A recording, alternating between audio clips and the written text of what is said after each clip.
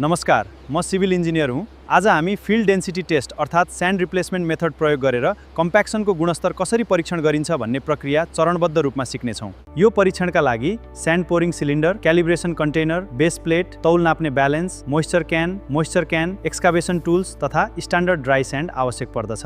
यो परीक्षणका लागि sand pouring cylinder, calibration container, base plate, तौल नाप्ने balance, moisture can, excavation tools तथा स्ट्यान्डर्ड ड्राई स्यान्ड आवश्यक पर्दछ।